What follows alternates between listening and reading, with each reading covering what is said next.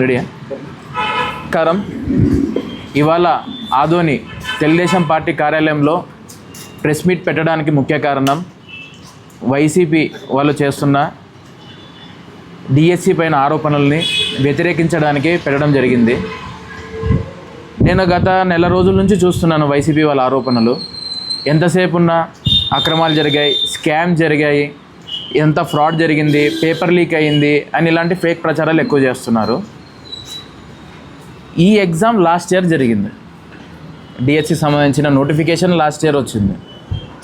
Appointment orders వచ్చింది last year సెప్టెంబర్లో వచ్చినాయి. సెప్టెంబర్ నుంచి ఇప్పుడు వరకు ఏం చేస్తున్నారు వైసీపీ నాయకులు? నిద్రపోతున్నారా? First question. రెండో విషయం, బ్రిడ్జ్ గేమ్ అనేది ఒకటి పెట్టారు, పేకాటకు సంబంధించిన గేమ్ పెట్టారు. పేకాట ఆడిచ్చే గేమ్ దానికి ఎందుకు పెడుతున్నారు మీరు స్పోర్ట్స్ కోటాలో అని చెప్పని అంటున్నారు వైసీపీ నాయకులు. బ్రిడ్జ్ గేమ్ అనే గేమ్ని స్పోర్ట్స్ జీవోలో ఇంక్లూడ్ చేసిన జీవో April 19, 2025 రిలీజ్ అయింది. ఈరోజు రిలీజ్ అయిన జీవో కాదు అది. April 19, 2025 జీవో రిలీజ్ అయిన రోజు ఏం చేస్తున్నారు వైసీపీ నాయకులు? జీవో రిలీజ్ అయిన రోజే వ్యతిరేకించవచ్చు కదా. మీరు బ్రిడ్జ్ గేమ్ని ఎందుకు ఇంక్లూడ్ చేశారయ్యా, అది పేకాట కదా, ఇంక్లూడ్ చేయకండి, తీసేయండి అని చెప్పనేసని ఆ రోజే మాట్లాడవచ్చు కదా. ఆ రోజు మాట్లాడలేదు. అందరికి అపాయింట్మెంట్ ఆర్డర్స్ వచ్చాక, సెలక్షన్ ప్రాసెస్ అయ్యాక, అందరు ఉద్యోగాలకు వెళ్ళాక, కూటమి ప్రభుత్వానికి మైలేజ్ బాగా వచ్చిందని చెప్పనేసని ఈరోజు బయటకు వచ్చి మాట్లాడుతున్నారు.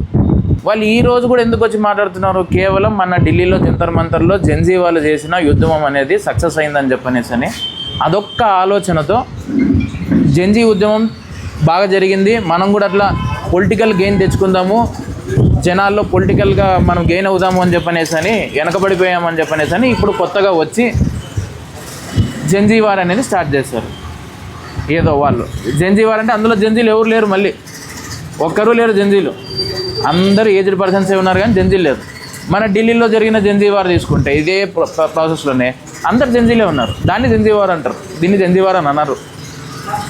ఎంతసేపు ఉన్నా బ్రిడ్జ్ గేమ్ని పేకాట అని అంటున్నారు వాళ్ళు. బ్రిడ్జ్ గేమ్ అనేది ఇంటర్నేషనల్ ఒలింపిక్ అసోసియేషన్ వాళ్ళు, కమిటీ వాళ్ళు రికగ్నైజ్ చేసిన గేమ్ అది. మన ఏషియన్ గేమ్స్లో కూడా బ్రిడ్జ్ గేమ్ అనే దానికి చాలామంది మెడల్స్ గెలుచుకున్నారు.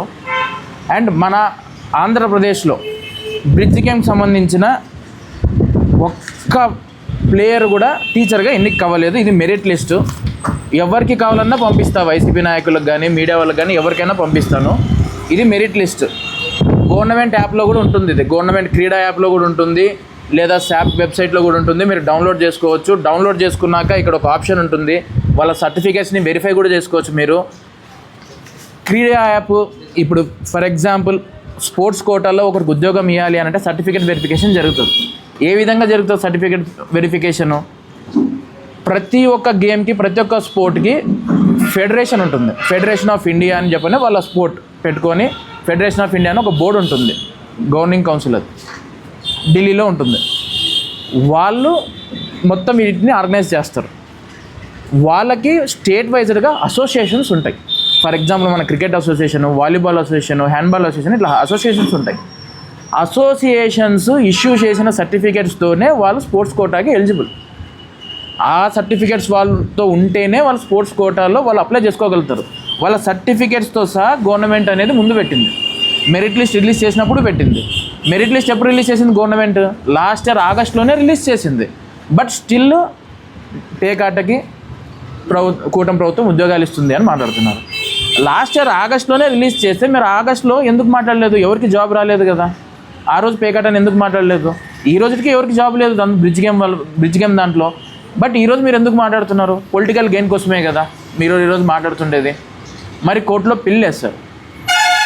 పిల్ అనేది ఎందుకు వేస్తారు? పబ్లిక్ ఇంట్రెస్ట్ ఉంటే, ఏదైనా ఒక సబ్జెక్ట్ మీద పబ్లిక్ ఇంట్రెస్ట్ ఉంటే దాని మీద పిల్ వేస్తారు. కానీ వైసీపీ నాయకులు వాళ్ళే పిల్ వేస్తారు. కోర్టు కూడా వెరీ క్లియర్గా ఇచ్చింది. ఇది మన లోకల్ న్యూస్ పేపర్స్ కూడా కాదు, నేషనల్ మీడియాలో వచ్చిండేది. ఏది జడ్జి ఏమన్నారు అనేది కోర్టులో కూడా వెరీ క్లియర్గా జడ్జి ఏం చెప్పారు? మీ పొలిటికల్ గెయిన్స్ కోసము, మీ రాజకీయ లబ్ధి కోసము ఇలాంటి పిల్స్ వేయకండి, ఇలాంటి పిల్స్ మీరు వేయకూడదు అని చెప్పని డిస్మిస్ చేసింది. పిల్లిని డిస్మిస్ చేసింది వెరీ క్లియర్గా ఉంది. జడ్జి మాట అన్నారు మీ పొలిటికల్ గెయిన్స్ కోసం అని చెప్పనేసి అని. రెండు పేపర్లకు తీసుకొచ్చాను, ఒకటి ఇండియన్ ఎక్స్ప్రెస్, ఇంకోటి డెక్కన్ క్రానికల్. 2 పేపర్లలో కూడా నేషనల్ మీడియానే, మరి లోకల్ మీడియా తెస్తే మీరు రాపించింటారు అది ఇది అని అంటారు కాబట్టి నేషనల్ మీడియాదే తీసుకొచ్చాం. జడ్జిలే ఈ మాట ఉన్నారు, న్యాయస్థానంలోనే ఈ మాట ఉన్నారు. దయచేసి మేము వైసీపీ నాయకులకు ఒకటే చెప్పేది, మీరు ఉద్యోగాలు డిఎస్సి ప్రతి సంవత్సరం చేస్తాము, మెగా డిఎస్సి అని 2019 నుంచి 24 మీ ప్రభుత్వం ఉన్నప్పుడు, అంతకుముందు 2018లో మీరు చేసిన యాత్రలు వీటిల్లో ప్రామిస్ చేశారు జనాలకి, కానీ మీరు ఇవ్వలేదు. 2019 నుంచి 14 వరకు మీరు ఒక్క డిఎస్సి ఇవ్వలేదు. 2018లో ఆఖరిగా చంద్రబాబు నాయుడు సారే పెట్టిండేది డిఎస్సి, అది 2019లో ఆయన ఉద్యోగాలు ఇచ్చేసి వెళ్ళిపోయాడు. మళ్ళీ ఆ తర్వాత ఈరోజు వచ్చింది డిఎస్సి.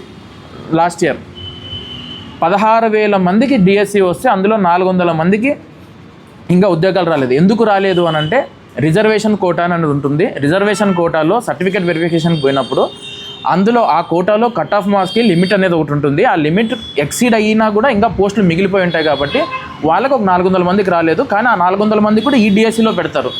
ఈ డిఎస్సిలో కూడా ఫిల్ఫిల్మెంట్ జరగలేకపోతే జనరల్ కేటగిరీలో ఎవరు వచ్చినా కూడా, ఎస్సీ కావచ్చు, బీసీ కావచ్చు, మైనార్టీ కావచ్చు, ఓసీ కావచ్చు, ఈడబ్ల్యూఎస్ కావచ్చు, ఎవరు వచ్చినా కూడా వాళ్ళకి ఫిల్ఫిల్మెంట్ అనేది చేస్తారు. 15,900 మందికి ఉద్యోగాలు ఇచ్చారు. 15,900 మంది చాలా హ్యాపీగా ఉన్నారు, వాళ్ళ కుటుంబాలు హ్యాపీగా ఉన్నాయి. ఈ 15,900 మంది ఓన్లీ తెలుగుదేశం కార్యకర్తలే ఉంటారా, జనసేన కార్యకర్తలే ఉంటారా, బీజేపీ కార్యకర్తలే ఉంటారా? మీ వైసీపీ వాళ్ళు కూడా ఉంటారు. ఇంతమందిని మీరు ఎందుకు శోభిస్తున్నారు అనేది నాకైతే అర్థం కావట్లేదు. మీరు పోయిన సంవత్సరం ఏప్రిల్లో రిలీజ్ అయిన జీవోని ఈ సంవత్సరం ఏప్రిల్ తర్వాత జూన్ 11, నాకు తెలిసినంత June 11 Jaganmohan Reddy press meet పెట్టాడు అనుకుంటాను, బ్రిడ్జ్ గేమ్ అది ఇది అని చెప్పేసి అలిగేషన్స్. పోయిన సంవత్సరం ఏప్రిల్ 19లో రిలీజ్ అయిన జీవోని ఈ సంవత్సరం జూన్ 19 నిద్రపోతున్నారా? నాకు అర్థం కావట్లేదు. సంవత్సరం పాటు నిద్రపోతున్నారా? ఆగస్టులో రిలీజ్ అయిన మెరిట్ లిస్ట్ ఏం చేస్తున్నారు? మీ రాజకీయ లబ్ధి కోసము ఇలాంటివి ప్రయత్నాలు చేయకండి. ఏదైనా ఉంటే జెన్యూన్గా ముందుకు రండి, జెన్యూన్గా మాట్లాడదాం, జెన్యూన్గా చేద్దాం. బ్రిడ్జ్ గేమ్లో ఒక్క ఉద్యోగం కూడా రాలేదు ఆంధ్రప్రదేశ్లో. మెరిట్ లిస్ట్ కూడా ఉంది, మీరు కావాలంటే డౌన్లోడ్ చేసుకోవచ్చు గవర్నమెంట్ వెబ్సైట్లో. ఒక్కరికి గేమ్ వచ్చిందన్నా కూడా ఛాలెంజ్ మనం అందరం కూర్చొని డిస్కస్ చేద్దాం. వైసీపీ నాయకులు, మేము, ప్రెస్ మీడియా ముందరే. ఒక్కరికి గేమ్ రాలేదు. నా దగ్గర లిస్ట్ ఉంది, మీడియా వాళ్ళకి ఇప్పుడేమన్నా ఇస్తా, మీరు వైసీపీ నాయకులకి ఇస్తారన్నా ఇవ్వండి, లేదా వాళ్ళు కూడా డౌన్లోడ్ చేసుకోవచ్చు. బ్రిడ్జ్ గేమ్ అనేది ఇంతకుముందు మీరు పెట్టిన జీవోలో లేదు అని చెప్పని కూడా కొంతమంది వైసీపీ నాయకులు మాట్లాడినారు, నేను చూశాను. నిన్న మేము పెట్టిన జీవోలో లేదు, మేము ఇచ్చినప్పుడు లేదు అని చెప్పేసి. మీరు ఫాలో చేసిన జీవో వచ్చేసి state government GO. Youth federation అనేది, స్పోర్ట్స్ యూత్ ఫెడరేషన్ అనేది చెప్పేసి ఒక ఇది ఉంటుంది, మన సెంట్రల్ గవర్నమెంట్లో ఉంటుంది. మనం సెంట్రల్ గవర్నమెంట్ నామ్స్ ప్రకారంగా, సెంట్రల్ గవర్నమెంట్ జీవో ప్రకారంగా మనము ఏ స్పోర్ట్స్ని మనం ఇంక్లూడ్ చేయాలనేది తీసుకొని పోతున్నాం. పోనీ బ్రిడ్జ్ గేమ్ అనేది కేటగిరీ ఏలో ఉందా? లేదే. కేటగిరీలో బ్రిడ్జ్ గేమ్ అనేది లేదు. కేటగిరీ ఏకి ఫస్ట్ ప్రిఫరెన్స్ ఇస్తారు స్పోర్ట్స్ కోటాలో. బ్రిడ్జ్ గేమ్ ఉండేది కేటగిరీ బిలో, అది కూడా 40th ప్లేస్లో ఉంది. ఇది మనం పెట్టిండేది కాదు, ఇది సెంట్రల్ గవర్నమెంట్ పెట్టిండేది. 2015లో సుప్రీంకోర్టు రూలింగ్ ఉంది, బ్రిడ్జ్ గేమ్ని అఫీషియల్గా స్పోర్ట్స్ కోటాలో ఇంక్లూడ్ చేయమని చెప్పని సుప్రీంకోర్టు చెప్పిందే ఉంది 2015లో. వాళ్ళకి తెలియకపోతే సుప్రీంకోర్టు ఇచ్చిన కేస్ ఫైల్ నెంబర్ కూడా నేను ఇస్తా, వాళ్ళని దాన్ని చదువుకోమను, తెలిసిన లాయర్లకి చూపించుకోమని చెప్పండి, నేనేం ఇది చెప్పను. సుప్రీంకోర్టు రూలింగ్ కూడా ఉంది, 2015లో ఇచ్చింది. మనకు రాజ్యాంగం, అంబేద్కర్ గారు రాసిన రాజ్యాంగం ప్రకారంగా సుప్రీంకోర్టు గైడ్లైన్స్ని అన్నింటినీ కన్సిడర్ చేసుకొని ముందుకు పోవాలంటే మనం ముందు పోవచ్చు. లేదు మేము రాజారెడ్డి రాజ్యాంగమే ఫాలో అవుతాము, మాకు కోర్టు చెప్పినా లెక్కలేదు, ఎవరు చెప్పినా లెక్కలేదు, మాకు రాజారెడ్డి రాజ్యాంగమే కరెక్ట్ అని అనుకుంటే వాళ్ళు ఇష్టం వచ్చినట్లు చేసుకోవచ్చు. మేము ఫాలో అయ్యేది, మా కూటమి ప్రభుత్వం ఫాలో అయ్యేది అంబేద్కర్ రాసిన రాజ్యాంగం ఫాలో అవుతాము. ఆ రాజ్యాంగంలో ఎలా ఉన్నాయి ఏంటి అనేది కోర్టు ఇచ్చిన రూలింగ్ ప్రకారంగా సెంట్రల్ గవర్నమెంట్ ఇంక్లూడ్ చేసింది. మేము దాన్నే ప్రతి స్టేట్ కూడా సెంట్రల్ గవర్నమెంట్కే ఫాలో చేసే జీవో, మేము కూడా సెంట్రల్ గవర్నమెంట్ జీవోనే ఫాలో చేస్తున్నాం. దయచేసి వైసీపీ నాయకులు ఇలాంటి ఇష్యూస్ని అన్నెసరీగా వాళ్ళ రాజకీయ లబ్ధి కోసము మీరు చేయకూడదని చెప్పని చెప్తూ సెలవు తీసుకుంటాం. ఆదోని మాజీ ఎమ్మెల్యే, ఎమ్మెల్సీ ఇప్పుడు మేము మెరిట్ లిస్ట్ పెట్టి చూపిస్తున్నాము, ఇవి జరిగింది అని చెప్పనేసి అని. ఇప్పుడు వాట్సాప్లో ఒక్క నిమిషం పని అన్న, నేను కూడా ఇప్పుడు ఏం చేస్తాను, మీ పేరు వెంకటేష్ అన్న అని రాసుకుంటాను, రాజారంగ అన్న అని రాసుకుంటాను, ఇట్లా చాలామంది పేర్లు రాసుకొని ఒక గ్రూప్ క్రియేట్ చేస్తాను. అంటే రాసుకోవడం అని కాదు, మన వాట్సాప్లో మన అకౌంట్లో ఏ నేమ్ కొడితే ఆ నేమే వస్తుంది. ఒక గ్రూప్ క్రియేట్ చేస్తాను, వైసీపీ గ్రూప్, ప్రెస్ గ్రూప్ అని. ఏదో ఆరోపణలు నేను దాంట్లో మెసేజ్లు నా వాళ్ళతోనే పెట్టిస్తాను, నిజమైపోతుందా అది? ఇప్పుడు నా వాట్సాప్ అకౌంట్కి నా నేమ్ సిద్ధార్థ నాయుడు అని ఉంటుంది, నా వాట్సాప్ అకౌంట్కి నా నేమ్ తీసేసి వేరే వాళ్ళ పేరు పెడతాను. ఇప్పుడు ఇక్కడ ఉండే 10 మంది మేమే గ్రూప్ ఫామ్ చేసుకుంటాము, ఒక్కొక్క పేరు పెట్టుకొని మీ పేర్లే పెట్టి చేసుకుంటాము. ప్రెస్ గ్రూప్ ఆదోని అని పెడతాము. ఏదో మాకు ఇష్టం వచ్చింది మాట్లాడతాం. నిజమైపోతుందా? అది రుజువులు అక్కర్లేదా దానికి? అది ఎవరిది అనేది అథెంటిసిటీ అక్కర్లేదా? ఇప్పుడు టీడీపీ ప్రెస్ గ్రూప్లో మాట్లాడినారంటే పలానా ఎమ్మెల్యే నెంబర్ నుంచి మాట్లాడినాడా, పలానా ఎమ్మెల్సీ నెంబర్ నుంచి మాట్లాడినారా, లేదా ఒక కార్పొరేషన్ డైరెక్టరా, కార్పొరేషన్ చైర్మనా, ఎవరు మాట్లాడినా అథెంటిసిటీ అనేది ఒకటి ఉంటుంది కదా. అది ఉంటే మాట్లాడాలి, కానీ అది లేకోకుండా ఫేక్ ప్రచారాలు ఎందుకు? అథెంటిసిటీ ఉంటే మాట్లాడమని అంటాం మనం మేము ఏదైనా, కానీ అథెంటిసిటీ లేకపోతే మాట్లాడకూడదు.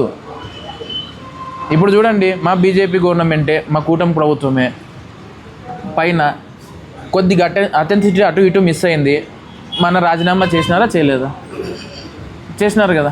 ఆయన ఏమన్నాడు, నా మీద ఆరోపణలు వచ్చినాయి, నేను ఆ ఆరోపణలు ఎదుర్కొంటాను, నిజాయితీగా నేను ప్రూవ్ అయ్యి బయటకు వచ్చి నేనేమనేది నా నిబద్ధత నిరూపించుకుంటాను అని అన్నాడు. ఆయన ఆరోపణలు వచ్చినాయని చెప్పనేసి అని. ఇంతకుముందు వైసీపీ గవర్నమెంట్లో అట్లా చాలామంది ఎమ్మెల్సీల మీద, ఎమ్మెల్యేల మీద ఆరోపణలు వచ్చినాయి. ఎవరైనా ఏమైనా చేసినారా? కారులో శవం దొరికింది, డిక్కీలో ఏమైనా చేసినారా? మీకు అందరికీ తెలిసిందే కదా, కారులో శవం దొరికింది కదా డిక్కీలో. ఏమైనా చేసినారా? ఏమి చేయలేదా? పోనీ మన ఆదోనిలోనే ఎన్నో ఇష్యూస్ జరిగినాయి. మహిళని ఇంట్లో కూర్చోబెట్టుకున్నారని చెప్పని ప్రెస్ వాళ్ళే, మీడియా వాళ్ళే రాసినారు. పోనీ అప్పుడు పట్టణాధ్యక్షుని ఏమైనా తీసేసినారా? తీసేయలేదు కదా. ఇప్పుడు వాళ్ళే ఏం చేస్తున్నారు, ఆలూరులో మహిళలకు అన్యాయం జరిగిందని మాట్లాడుతున్నారు. గత ప్రభుత్వంలో ఉన్నప్పుడు ఇంట్లో మహిళలు పెట్టుకున్నప్పుడు ప్రెస్ మీడియా స్టేట్మెంట్కి వచ్చినప్పుడు ఆ రోజు మహిళలు గుర్తుకు రాలేదా వాళ్ళకి?